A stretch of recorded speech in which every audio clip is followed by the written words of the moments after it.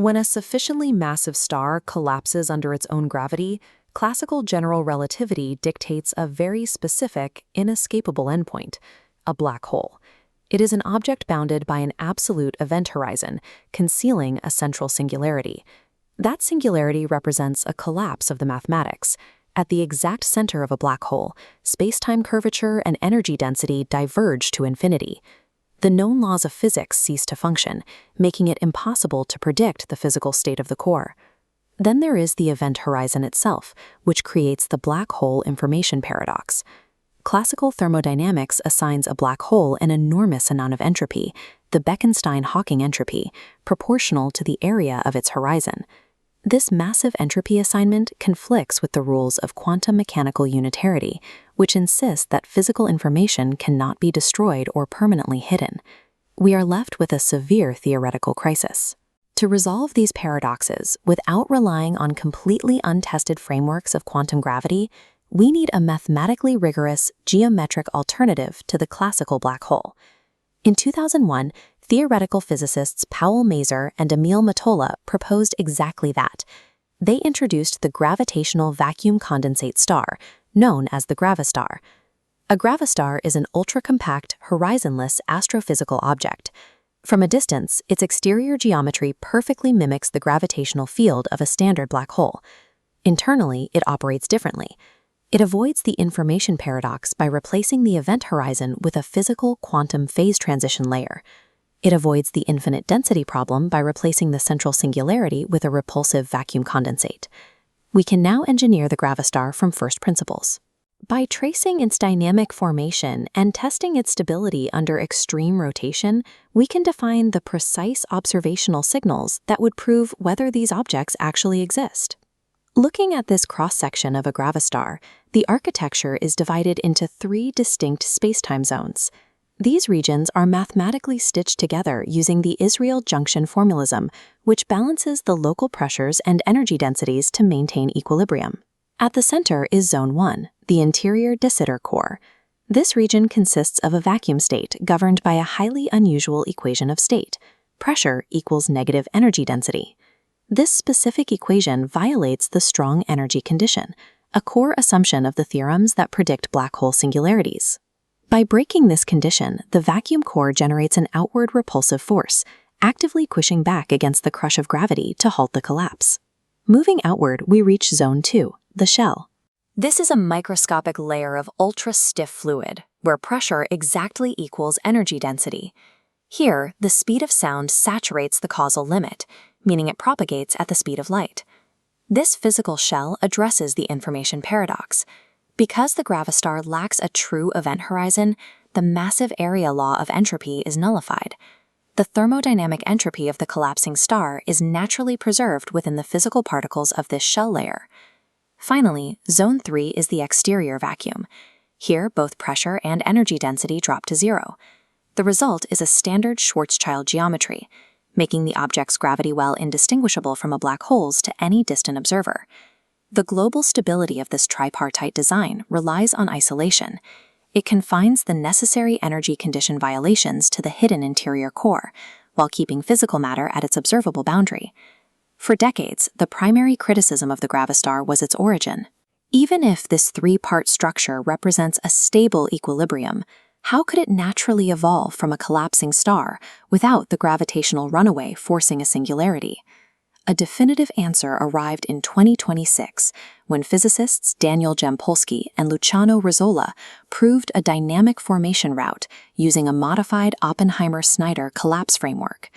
This diagram illustrates the initial state, a massive, contracting sphere of uniform dust collapsing rapidly inward under the overwhelming weight of its own gravity. But deep inside the core, a microscopic de Sitter bubble filled with vacuum energy nucleates at the exact geometric center and begins pushing outward. As the expanding bubble approaches the star's critical Schwarzschild radius, intense time dilation mathematically forces its expansion rate to decelerate. The outward push of the vacuum and the inward crush of the dust perfectly counterbalance, locking into a static shell. This is an arrested collapse. This mechanism requires a strict initial compactness limit. For the Gravastar to successfully form, The progenitor star's ratio of mass to radius must sit below 0.46. If the star is more compact before the quantum phase transition triggers, the inward momentum is simply too massive for the vacuum core to overcome. In that scenario, classical black hole singularity formation is the only result. This formation logic also scales recursively.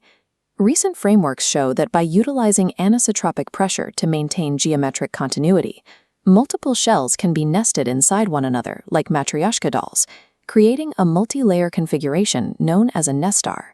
These calculations prove that gravastars are not merely hypothetical endpoints. Under the right initial conditions, they represent a rigorously proven, physically viable evolutionary track for stellar collapse. Beyond formation, horizonless mimickers faced another major theoretical hurdle, the ergo region, or Friedmann instability, which plagues ultracompact objects when they rotate at extreme angular velocities. An ergo region is a specific volume of space directly outside a rapidly spinning mass, where the dragging of inertial frames becomes so severe that it forces all particles and light to co-rotate with the body. To remain stationary here is physically impossible. For a standard black hole, the event horizon safely absorbs negative energy wave perturbations. But without an event horizon, those waves become trapped inside the ergo region, bouncing off the object's surface and amplifying superradiantly. This creates a runaway feedback loop. As trapped negative energy grows exponentially, the star is forced to shed massive amounts of positive energy in response, rapidly radiating until it destroys itself. For years, this instability led physicists to assume that any rapidly spinning compact object had to be a black hole. But detailed parameter space mapping by Cecilia Cerenti and Luciano Rizzola proved that the formation of an ergo region is not an automatic consequence of rotation. For any given compactness, a gravastar must reach an exact, extremely high spin threshold to form an ergo region at all. Gravastars rotating below this limit, or those possessing even partially absorptive shells, are entirely immune to the instability.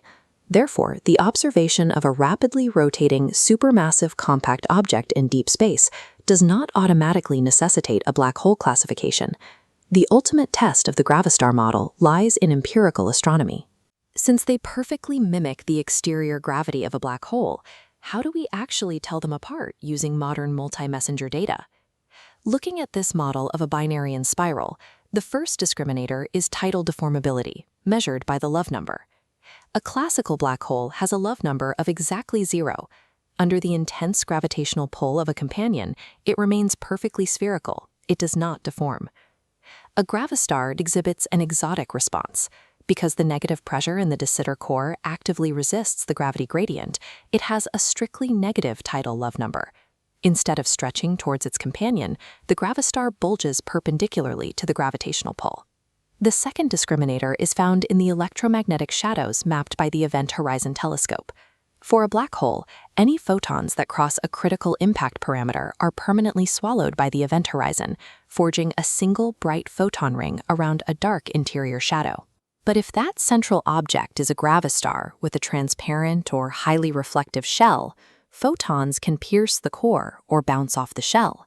This generates distinct anomalous inner photon rings, glowing from inside the primary shadow. The third discriminator comes from gravitational waves, specifically the signals tracked by the LIGO-Virgo-Cagra network.